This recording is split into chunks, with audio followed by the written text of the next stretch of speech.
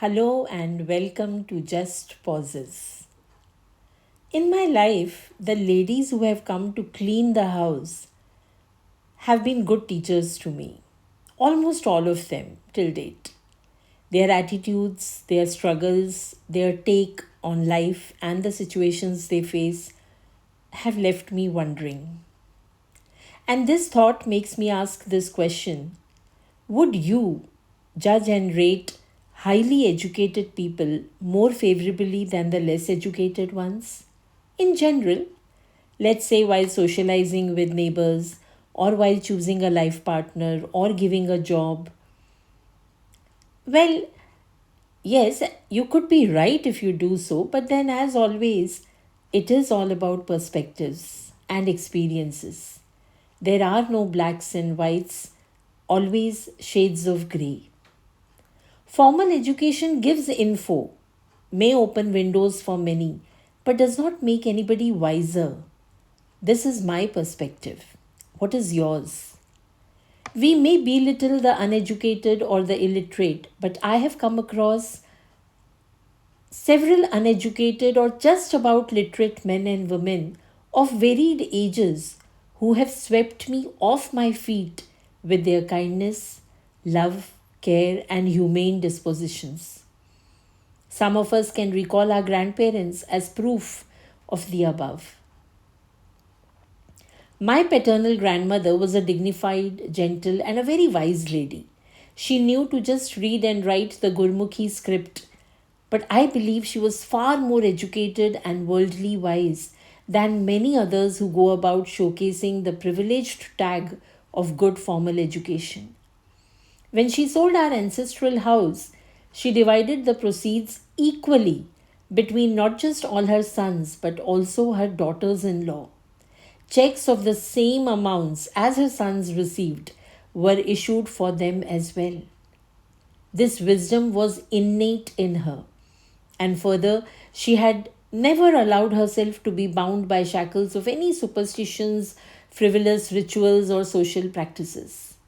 She criticized nobody, she was kind to all, was liberal, and did not allow any gossip or malice or hearsay to exist in her house or in her family.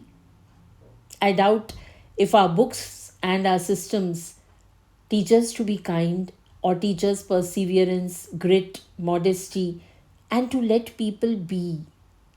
Education gives us a lot, yes, but not necessarily the things that really matter a lot.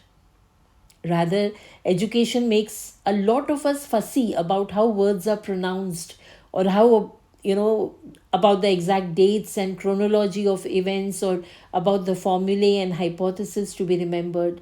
We end up clinging fiercely just to the technicalities. The essence of words or the connect between human lives and the formulae or the dates misses us totally. We learn to make an estimate of a person's worth using education as a yardstick. Nothing can be farther from truth. What do you think? Of course, for careers in technology, medicine, sports, architecture, aviation, and pure sciences, yes, institutionalized learning and certifications are essential. But I refer to the qualities needed to be a good person and the wisdom needed to live well that may or may not come with formal education.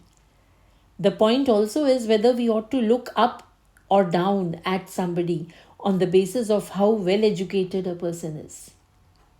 The maternal grandmother of a dear friend of mine was another such person whom I admired a lot.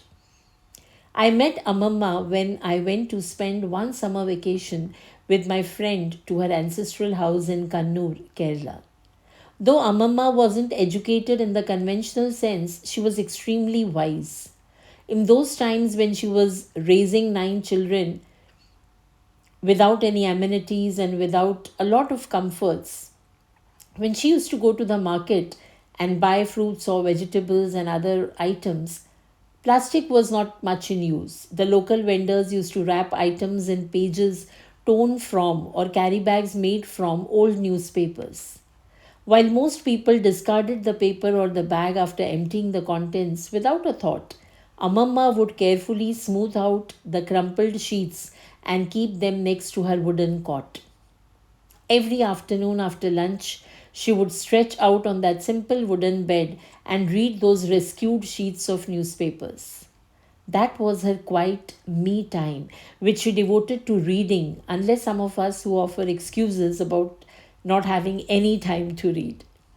In those hours of solitude, she even wrote poems. Reading old newspapers opened windows to new worlds for her. She never traveled much, but her mind wandered across places she had visualized only through words. When I think of her, I cannot stop smiling with tears in my eyes. When I went there, I was skeptical, for I did not understand Malayalam, and her aunts and Amamma did not know a word of Hindi. However, as soon as we exchanged smiles and greetings, and she learned that I was a North Indian, she rushed to the kitchen and returned with a huge steel tumbler brimming with milk. She had read somewhere in those crumpled pieces of paper that Punjabis loved milk and buttermilk, and she wasn't going to let her guest feel unwelcomed.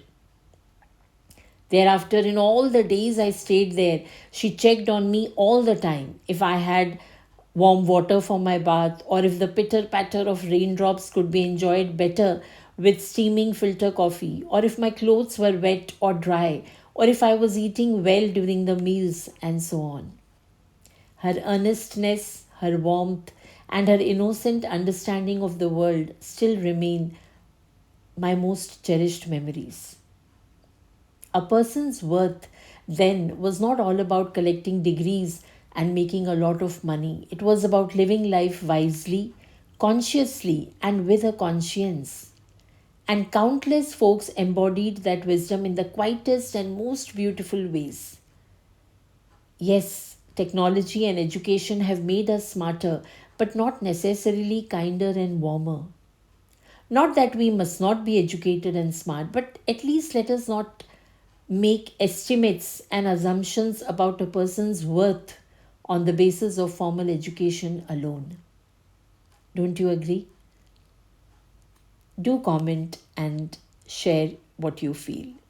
Thank you.